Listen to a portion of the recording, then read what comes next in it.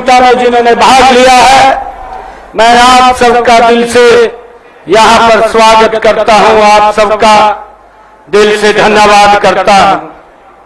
और यहाँ पर आए हुए हमारे देश भर से खिलाड़ियों के बीच आज मुझे उपस्थित होने का ये अवसर भी मिला है। मित्रों, यह खेल प्रतियोगिता उन्हीं दिनों में आयोजित की गई है जिन्हें हमारी संस्कृति में सबसे शुभ दिन ये माना जाता है। आप सभी जानते भी हैं कि इन दिनों मां दुर्गा के नवरात्र चल रहे हैं। मैं आप सबको शरद नवरात्रों की भी बहुत बहुत हार्दिक बधाई और शुभकामनाएं मैं देता हूं। और साथ ही इन कुश्ती प्रतियोगिता के विजेता खिलाड़ियों को भी मैं बहुत बहुत बधाई और शुभकामनाएं देता हूं। मित्रों, 5 दिन चली ये प्रतियोगिता में हमारे सभी खिलाड़ियों ने इसमें हिस्सा लिया है, परंतु इसमें हमें हार जीत को नहीं देखना है। इसमें जीता है और सीखा है।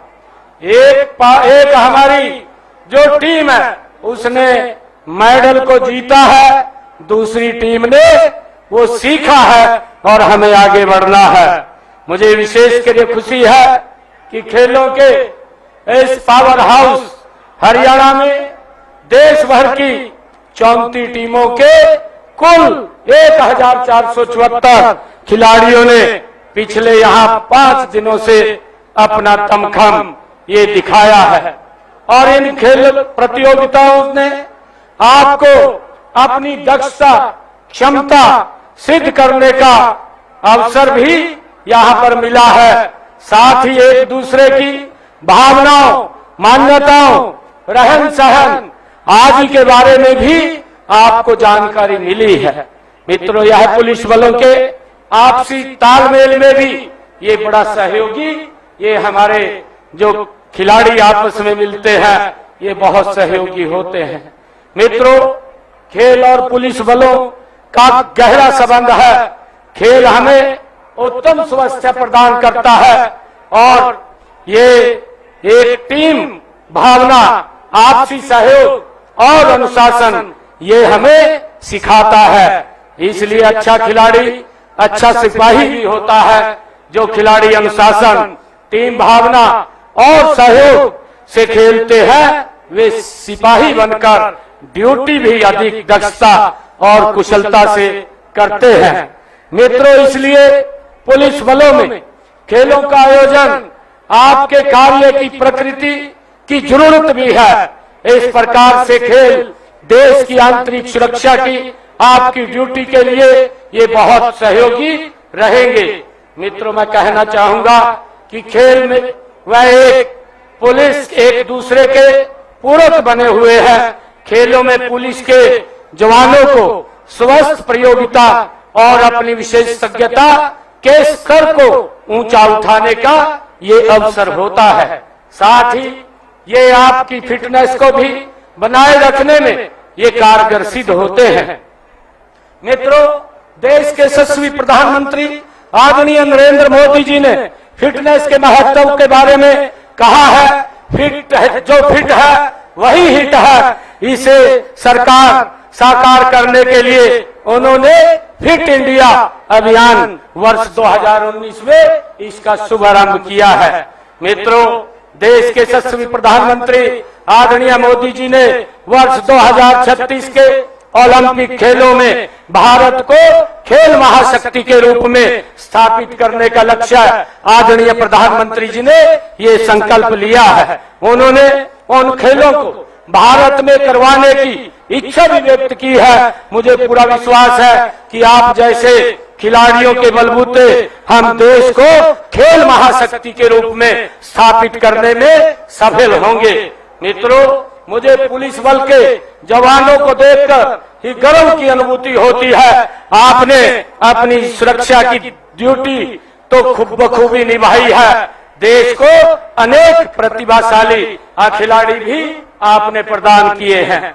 मित्रों, जिन्होंने देश का मान व गौरव बढ़ाया है। मैं हरियाणा पुलिस की बात करूं तो इस पुलिस बल ने प्रदेश में खेलों के प्रति उत्साहजनक माहौल बनाने और सराहनीय योगदान किया है। मित्रों, हरियाणा पुलिस के खिलाड़ियों ने अपनी प्रतिभा के बल पर पद्मश्री, खेल रत्न, मेजर ध्यानचंद, अर्जुन द्रोणाचार्य सहित अनेक पुरस्कार जीत करके प्रदेश का नाम रोशन किया है। कुश्ती तो हरियाणा का एक लोकप्रिय खेल है और प्रदेश के हमारे धाकड़ पहलवान पूरे मनोबल के साथ अपना सर्वश्रेष्ठ प्रदर्शन करते हैं। मुझे खुशी है कि इस 74वीं अखिल भारतीय पुलिस कुश्ती प्रतियोगिता में भी हरियाणा का प्रदर्शन आपके सामने ये रहा है। हमारे खिलाड़ियों ने अच्छा प्रदर्शन करने के लिए कड़ी मेहनत की है, साथ ही सरकार ने भी उन्हें प्रोत्साहित किया है।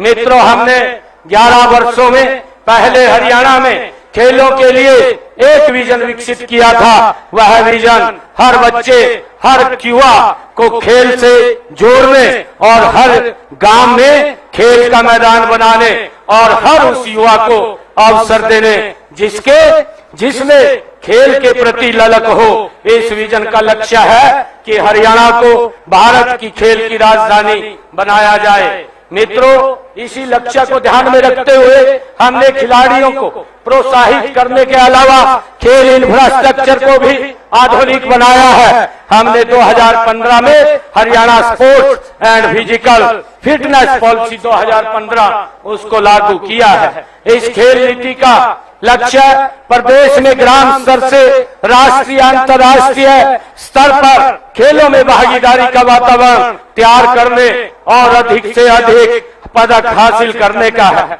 मित्रों, इस खेल नीति के कारण प्रदेश के युवाओं का खेलों के प्रति रुझान बढ़ा है। वे राष्ट्रीय अंतर्राष्ट्रीय स्तर पर अच्छा प्रदर्शन करने में सफल हो रहे हैं। मित्रों, हमारे खिलाड़ियों ने पेरिस ओलंपिक 2024 में देश द्वारा जीते गए 6 पदकों में से 5 पदक हमारे हरियाणा के खिलाड़ियों ने जीते हैं और इससे पहले टोक्यो ओलंपिक में 2020 में भारत द्वारा जीते गए 7 पदकों में से 4 पदक हरियाणा के खिलाड़ियों ने हिस्से आए हैं।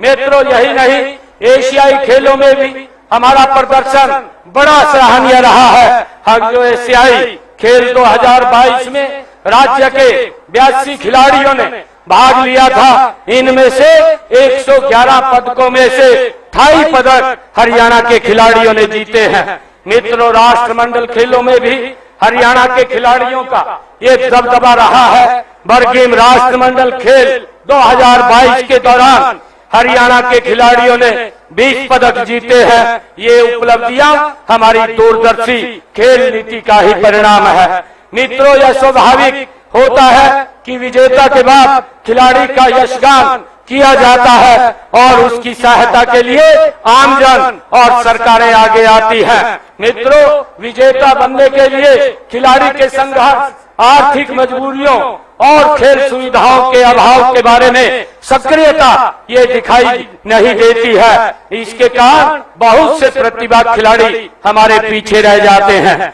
मित्रों, हमने इस बात को पहचानते हुए जिन जमीनी स्तर पर खिलाड़ियों की सहायता और खेल सुविधाओं की उपलब्धता पर फोकस हमारी सरकार ये निरंतर कर रही है, ताकि कोई भी प्रतिभाशाली खिलाड़ी किसी प्रकार से किसी पैसे के अभाव के कारण वो अपनी प्रतिभा प्रदर्शन से वंचित न रहे। इसके लिए हमने खेल नर्सरी योजना उसको आरंभ किया है। इस योजना में बचपन से ही हमारे खिलाड़ियों को तराशने के लिए प्रदेश में खेल नर्सरियां वो खोली जा रही है। इनमें उन्हें वित्तीय सहायता और प्रशिक्षण भी प्रदान किया जाता है। मित्रों, इस समय प्रदेश में 1489 हमारी खेल नर्सरियां चल रही हैं। इनमें 37,225 खिलाड़ी हमारे प्रशिक्षण ले रहे हैं। मित्रों, हमारे उत्कृष्ट खिलाड़ियों के लिए सुरक्षित रोजगार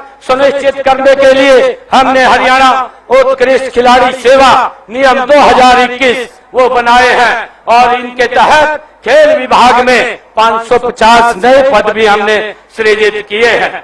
मित्रों, हमने ओलंपिक में स्वर्ण पदक लाने वाले खिलाड़ियों को 6 करोड़ रुपए तक की प्रोत्साहन राशि हरियाणा सरकार प्रदान करती है। हमने अब खिलाड़ियों को 683 अब तक 683 करोड़ रुपया नगद पुरस्कार के रूप में हमने हरियाणा प्रदेश के खिलाड़ियों को देने का काम किया है। मित्रों, मुझे खुशी है कि ओलंपिक में भाग लेने वाले खिलाड़ियों को भी हम 15 लाख रुपए की सहायता राशि उनको प्रदान की जाती है।